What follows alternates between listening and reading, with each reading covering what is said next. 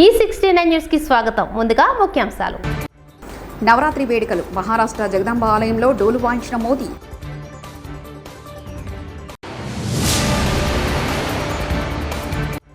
స్వర్గీయ జి వెంకటరెడ్డి 95వ జయంతి వేడుకల్లో పాల్గొన్న ముఖ్యమంత్రి రేవంత్ రెడ్డి.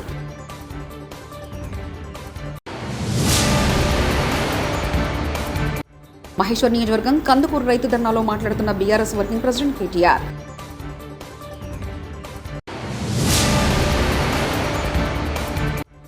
కట్టుకథలు బాబు విషప్రచారం ఆపు కురసాల కన్నబాబు.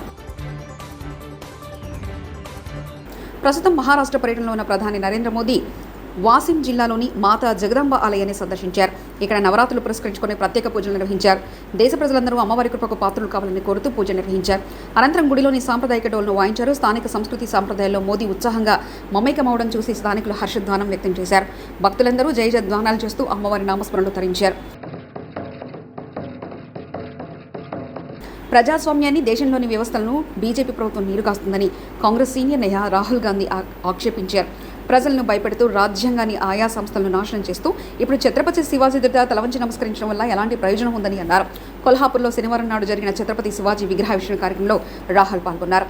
ఇటీవల సింధుదుర్గ్ జిల్లా రాజ్కోట్ పోర్ట్లో 35 అడుగుల శివాజీ విగ్రహం కుప్పకూలిన ఘటనను పరోక్షంగా ప్రస్తావిస్తూ రాహుల్ తాజా వ్యాఖ్యలు చేశారు.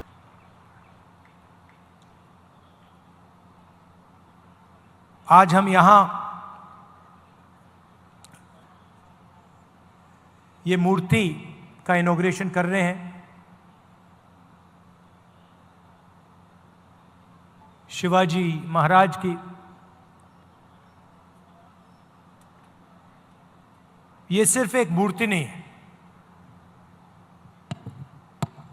मूर्ति जब बनाई जाती है जब हम किसी व्यक्ति की विचारधारा को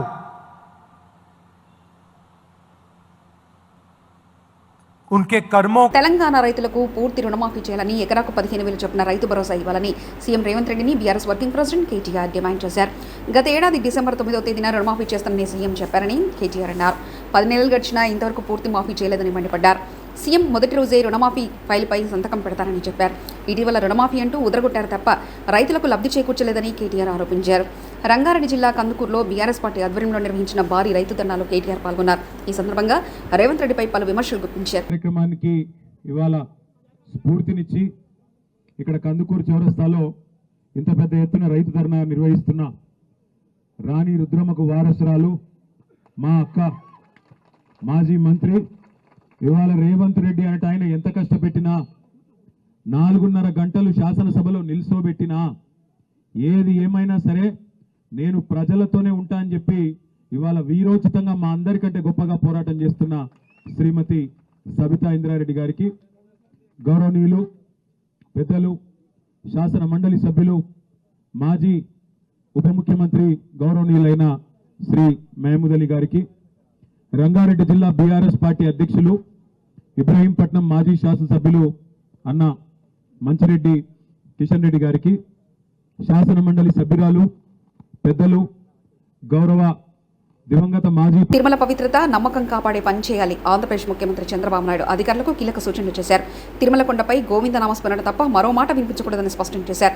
తిరుమల తిరుపతిలో ప్రశాంతతకు భంగం కలగొడదని తేల్చి చెప్పారు. భక్తుల మనోభావాలకు సంబంధించి ఏ విషయంలోనూ రాజీ పడొద్దని కొండబద్దలు కొట్టారు. పద్మావతి అతిథి గృహంలో తిరుమల తిరుపతి దేవస్థాన అధికారులతో సీఎం చంద్రబాబు సమీక్ష నిర్వహించారు. సమావేశంలో మంత్రి Anam Ramanarayana Reddy, TDT EO, additional EO, ఇతర అధికారులు పాల్గొన్నారు. ఇక్కడ వెంకటేశ్వర స్వామి మహిమ కూడా ఉంది. ఏది నడిపించినా వెంకటేశ్వర స్వామి నడిపిస్తాడు.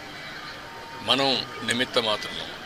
ఆయన ఒకసారి తలుచుకొని ఆయన పేరుతో మనం ఏ పని చేపట్టినా అది ఆయనే సుజావుగా జరిపించే పరిస్థితి వస్తారు. అది నా ప్రగాఢమైన నమ్మకం, విశ్వాసం. అందుకే నేను నిద్రలేస్తే ఎప్పుడైనా సరే నాకు ఏ కష్టం వచ్చినా ఆయన ఒకసారి తలుచుకొని దానిపైన నిర్ణయం చేసుకుంటాను.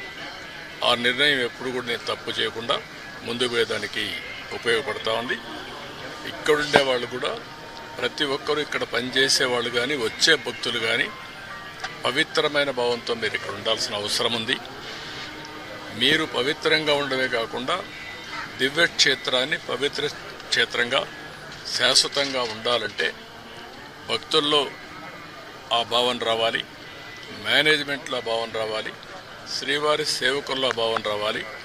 అందరం కలిసి మళ్ళీ దీన్ని ప్రపంచంలో ఉండే హిందువుల మనోభావాలకి ప్రతిబింబం వెంకటేశ్వర స్వామి టెంపుల్. అందరూ కూడా ఇక్కడ ఏం జరిగినా కూడా ఆలోచిస్తూ ఉంటారు. ఇక్కడికి వచ్చినప్పుడు ఎక్స్పీరియన్స్ చేస్తారు. అలాంటి ఎక్స్పీరియన్స్ చేసే సమయంలో దీన్ని అందరం కూడా ఈ ఎకో సిస్టాన్ని ఎట్లా కాపాడడానికి పూర్తిగా సహకరించమని అందరికీ చెప్పాను. మార్నింగ్ కూడా కొన్ని ఆదేశాలు ఇచ్చాం. ఆదేశాలన్నీ పాటిస్తారని చెప్పి నేను ఆశిస్తున్నా. ఎప్పటికప్పుడు గవర్నమెంట్ ఓవరాల్ గైడెన్స్ ఇస్తాం. పాలక మండలి లేకపోతే ఇక్కడ మేనేజ్మెంట్ అన్నీ కూడా జాగ్రత్తగా చూసుకుంటాం. కబ్జాల కారణంగా మూసీ నది పూర్తిగా మూసుకుపోతుందన్నారు ముఖ్యమంత్రి రేవంత్ రెడ్డి. మూసీ ప్రాంతాల్లో ఉన్న వాళ్ళు ఎవరూ ఆందోళన చెందాల్సిన అవసరం లేదని భరోసా ఇచ్చారు.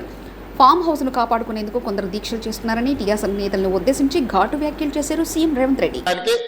కాక వెంకటస్వామి గారు అందించిన సహకారం ఎంతో, వారి వల్ల బలపడి రాష్ట్రంలో ప్రభుత్వం వచ్చిన తర్వాత వారి జయంతి వర్ధంతులను అధికారికంగా నిర్వహించాల్సిన వాళ్ళు అసూయతోనో ద్వేషంతోనో నిర్వహించకుండా వదిలేసిండ్రు.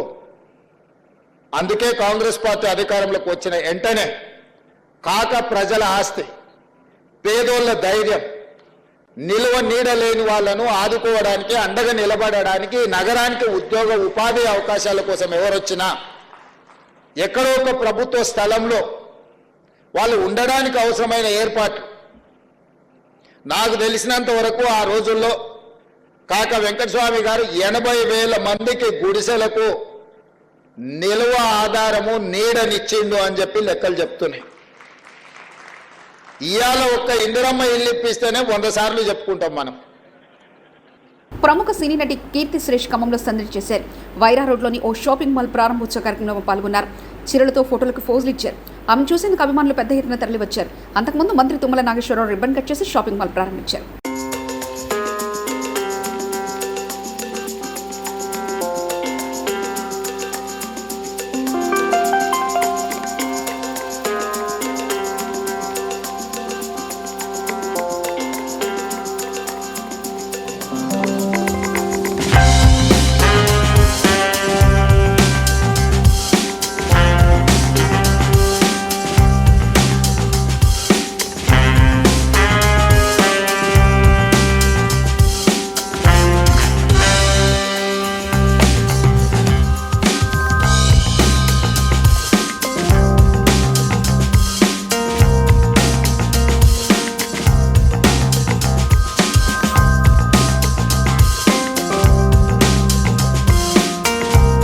కట్టుకథలు బాబు విషప్రచారం ఆపు. కురసాల కన్నబాబు లడ్డు వివాదంపై సుప్రీంకోర్టు తీర్పును స్వాగతిస్తున్నామని మాజీ మంత్రి కురసాల కన్నబాబు అన్నారు.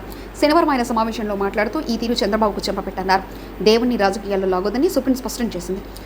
చెన్నైలోనూ అదేవిధంగా మరొక ల్యాబ్లోనూ 2 చోట్ల టెస్ట్ చేయిస్తే 2 వేరువేరు నివేదికలు ఎలా వచ్చాయి? ఒక చోట కల్తీ జరిగిందని, మరొక చోట జరగలేదని. ఎందుకు ఈ విధంగా వ్యత్యాసాలు వచ్చాయి? కేంద్ర క్వాలిటీ కంట్రోల్ ఏజెన్సీ పరిశోధనా ఫలితాలు ఎందుకు విడుదల చేయట్లేదని కూడా ఆ రోజు అడగడం జరిగింది. నేనేం చెప్తా ఉన్నానంటే, ఇవాళ సిట్ వేశారు. సిబిఐ ఆధ్వర్యంలో సిట్ని కొత్త విచారణ కమిటీని సుప్రీంకోర్టు నియమించిన తర్వాత 2 సిబిఐ అధికారులు, 2 రాష్ట్ర ప్రభుత్వ అధికారులు, అదేవిధంగా ఫుడ్ సేఫ్టీ అథారిటీకి సంబంధించిన అధికారితో కలిపి 5గురితో ఒక కమిటీని నియమించి దీంతో ముందుకెళ్ళమని చెప్పింది. అయినా సరే తెలుగుదేశం పార్టీ విష ప్రచారాన్ని ఆపడం లేదనే విషయాన్ని ఈ సందర్భంగా మీ దృష్టికి తీసుకొస్తున్నాను. జూలైలో సంఘటన జరిగితే సెప్టెంబర్లో చంద్రబాబు నాయుడు గారు ముఖ్యమంత్రిగా జంతువు కొవ్వులు కలిసినాయని చెప్పి మాట్లాడతారు. మరోపక్క అసలు కలవలేదు, కలిసిన వెజిటబుల్ ఫ్యాట్స్ కల్తీ జరిగిన నెయ్యిని మేము వినియోగించలేదని పదే పదే ఈవో చెప్తా ఉన్నారు. సుప్రీంకోర్టు కూడా అదే నివేదించారు. ఎందుకింత ప్రభుత్వాది నేతగా ఉండి ఇలాంటి దిగజారుడు వ్యాఖ్యలు ఎందుకు చేశారని మేము ప్రశ్నిస్తున్నాం. అందుకే సుప్రీంకోర్టు చాలా కేటగారికల్గా చెప్పింది నిన్ననే, దేవుని రాజకీయాల్లోకి లాగొద్దు, రాజకీయ డ్రామాలు, పొలిటికల్ డ్రామాలు వేయొద్దు, ఇంకా ఈ సంఘటనని రాజకీయం చేయొద్దని చాలా గట్టిగా చెప్పింది. ఎందుకంటే కోట్లాది భక్తుల మనోభావాలు దీంట్లో ముడిపడి ఉన్నాయని.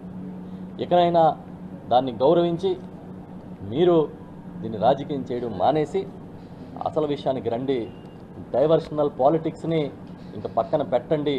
మీరు లడ్డూతో ఏమేమి ఈరోజు మంచిర్యాల జిల్లా బెల్లంపల్లి పట్టణం కాంటా చౌరస్తాలో పెరిగిన నిత్యావసర సరుకుల ధరలను నియంత్రించాలని డిమాండ్ చేస్తూ సిపిఐ బెల్లంపల్లి పట్టణ సమితి ఆధ్వర్యంలో నిరసన ధర్నా నిర్వహించారు. ఉల్లిగడ్డ, అల్లం వెల్లుల్లితో సహా నిత్యావసర వస్తువుల ధరలను నియంత్రించడంలో కేంద్ర రాష్ట్ర ప్రభుత్వాలు పూర్తిగా విఫలమయ్యాయని సిపిఐ రాష్ట్ర సమితి సభ్యులు మిట్టపల్లి వెంకటస్వామి, సిపిఐ పట్టణ కార్యదర్శి అడపు రాజమౌళి అన్నారు. ఈ సందర్భంగా నిత్యావసర వస్తువుల ధరలను తగ్గించాలని నినాదాలు చేశారు. అనంతరం మీడియాను ఉద్దేశించి వారు మాట్లాడుతూ కేంద్రంలో అధికారంలోకి వచ్చిన 100 రోజుల్లోనే నిత్యావసర ధరలను తగ్గిస్తామని చెప్పిన నరేంద్ర మోదీ మూడోసారి అధికారంలోకి వచ్చిన ధరలను నియంత్రించలేదన్నారు. దేశంలో ఉల్లి వెల్లుల్లి కొరత లేకున్నా దళారుల కృత్రిమ కొరత సృష్టించి ధరలు భారీగా పెరగడానికి కారణమవుతున్నారని, అలాంటి దళారులు బ్లాక్ మార్కెట్ ధరలపై చర్యలు తీసుకోకుండా వారిని కొమ్ముగాస్తున్నారని విమర్శించారు. ఈరోజు ప్రపంచవ్యాప్తంగా జరుగుతున్న అనేక పరిణామాలలో ఈరోజు ప్రపంచ ప్రజలు కమ్యూనిస్టు పార్టీలను కోరుకుంటారు. వినాయకంలో జరిగిన ఏదైతే శ్రీలంక ప్రభుత్వం కానీ తర్వాత యూరోప్ కంట్రీస్ వల్ల కూడా ఈరోజు ప్రభుత్వం పెద్ద ఎత్తున ప్రజలు కమ్యూనిస్టు పార్టీలకు జైలు కొడతారు. కాబట్టి భారతదేశంలో కూడా అలాంటి పరిస్థితి వస్తుంది. ఈరోజు బెల్లంపల్లి రాష్ట్ర కార్యక్రమాన్ని భారత కమ్యూనిస్ట్ పార్టీ బెల్లంపల్లి పట్టణ సంస్థలు ఆధ్వర్యంలో నిర్వహించడం జరుగుతున్నది. ఈ ప్రభుత్వాలు పారిశ్రామికవేత్తల నుండి ఎన్నికల బాండ్ల రూపాయన కోట్లాది రూపాయలు ఎన్నికల పనులు చేసుకుంటూ ఏదైతే పారిశ్రామికవేత్తలు కానీ ఈ నేరాలను నియంత్రించే విధానంలో పట్ల ప్రభుత్వాలు పూర్తిగా ప్రజల బాధలను విస్మరించి ప్రభుత్వాలు వాళ్ళ పెట్టిన పెద్దగా బాధలను పారిశ్రామిక ఇష్టవేత్తగా ఈ ధరలను నిర్దేశం చేసుకుంటూ సామాన్య మానవుల జీవన విధానం మీద చాలా జీవన విధానం బాగా ప్రమాదంలో పడిపోయే ప్రమాదం ఉంది. కాబట్టి అందుకు నిజంగానే కేంద్ర రాష్ట్ర ప్రభుత్వాల వ్యతిరేకంగా ఈ ధరలను నియంత్రించడం ఉద్దేశంతో ఈ బెల్లంపల్లి పట్టణంలో రోడ్డు మీద ధర్నా నిర్వహించడం రాష్ట్రారోపణ చేయడం జరిగింది.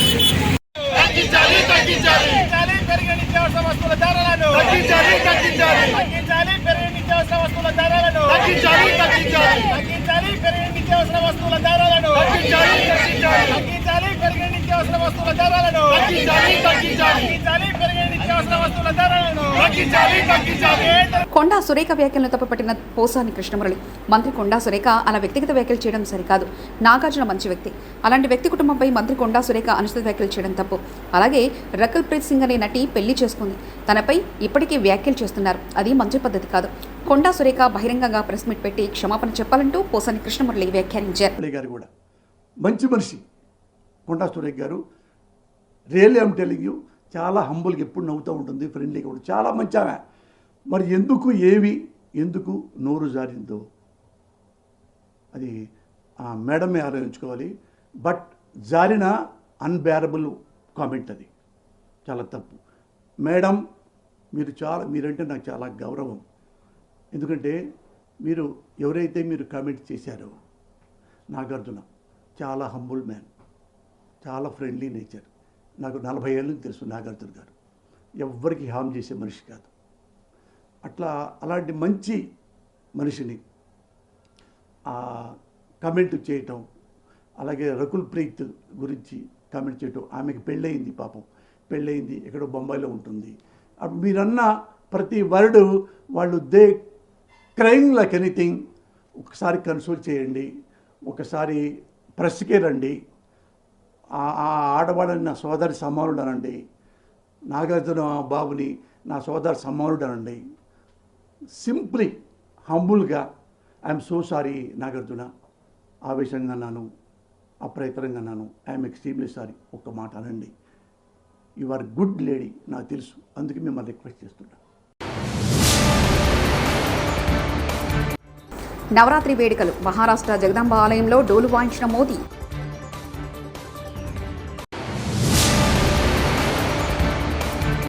చేసిందంతా చేసి ఇప్పుడు తల వంచుకుంటే ఏం లాభం? మోదీపై రాహుల్ విసుర్లు.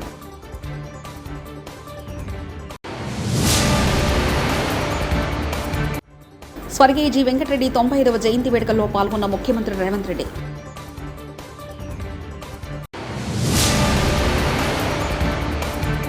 మహేశ్వర్ నియోజకవర్గం కందుకూరు రైతు ధర్నాలో మాట్లాడుతున్న బీఆర్ఎస్ వర్కింగ్ ప్రెసిడెంట్ కేటీఆర్.